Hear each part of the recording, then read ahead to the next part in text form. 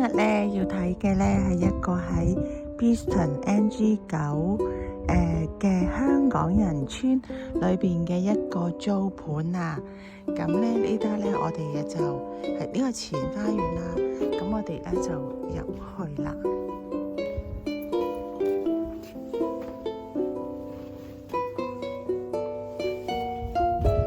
咁咧入去呢個地方啦，左手邊咧就有一個你可以用嚟做書房啦，或者係一個單人床嘅睡房都得嘅，其實都唔細。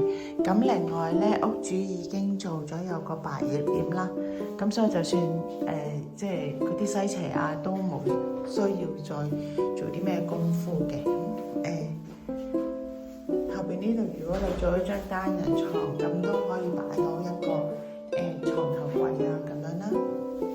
咁我哋睇佢一入門嘅另外一邊咧，咁呢個櫃就會係個電箱櫃啦，波拿個機啦。咁當然啦，呢個位置咧都仍然係可以做埋一個儲物空間嘅，因為都幾大下嘅。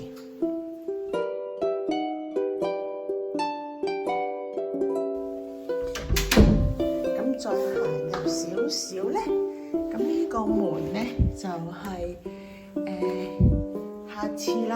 咁呢個客廁就黑廁嚟嘅，係啦。咁啊基本設施啦，有坐廁啦，咁洗手盆啦。咁啊業主都係嘅，都好有心機就做咗一個鏡箱俾翻租客可以用得到噶啦。咁跟住我哋咧就再向前行啦。咁呢間屋咧係一個3層嘅半獨立屋啦。咁佢個廚房喺樓下，咁呢個廚房。廚房咧其實咧已經係一應俱全啦，雪櫃啦，咁freezer 啦，咁亦都係有足夠嘅儲物嘅櫃桶嘅。咁連呢個係即係擠刀叉嘅架亦都有埋啦。咁咧就焗爐啦，係啦，焗爐啦，咁就洗衣機啦嚇。咁跟住呢邊就星盤啦，星盤隔離呢個咧就會係洗碗碟機嘅。咁所以基本嘅電器咧係齊全嘅。咁亦都係有個抽油煙機啦。咁上邊呢度都有足夠嘅儲物空間，可以俾翻即係擠唔同嘅玩具啊，沙煲餐啊咁樣嘅。咁呢間屋咧，佢下邊咧，你可以呢度咧，你可以用嚟做呢個飯廳啦。咁亦都可以飯廳加客廳嘅。點解咧？陣間我哋上去2樓，大家就會明白噶啦。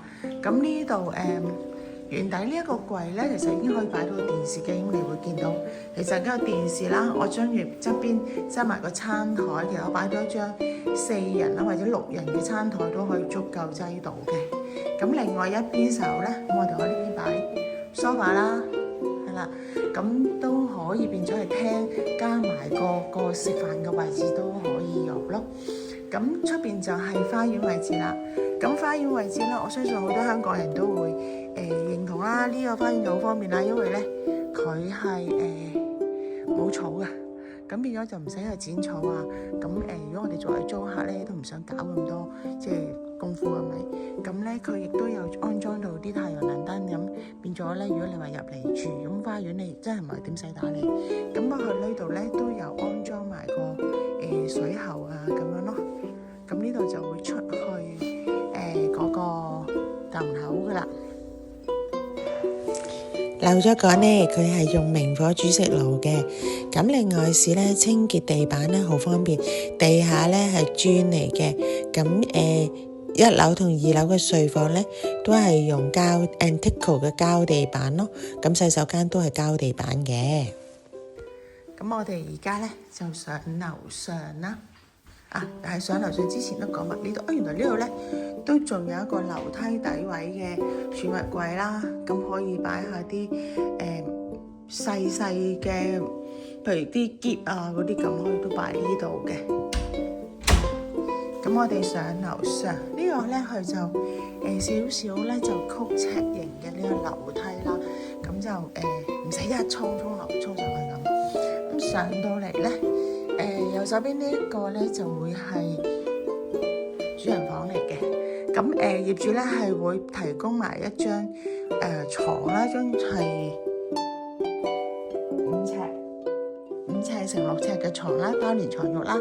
咁亦都有哇！呢個幾多門啊？5個門嘅櫃啦。咁如果你話一般家庭用嘅，我諗你擠衫啊、被啊，都應該會幾足夠你哋去即係存放咯。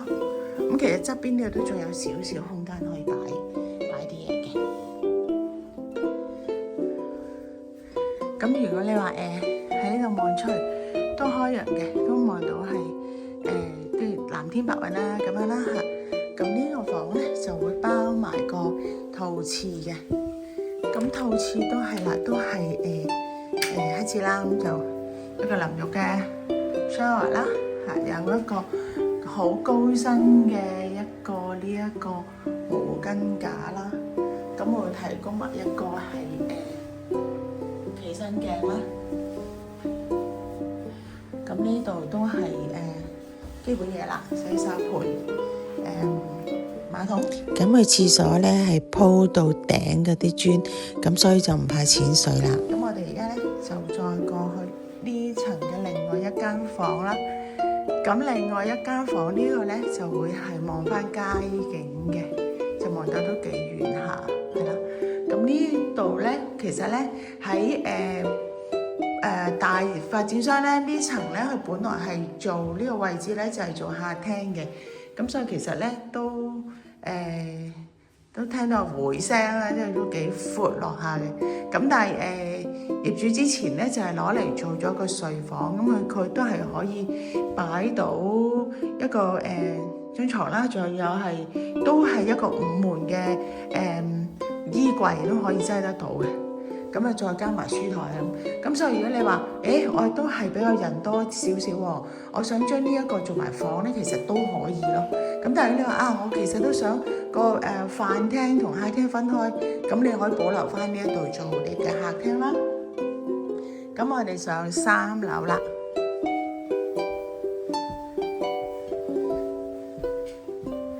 咁3樓咧，佢呢個咧就有2個睡房嘅。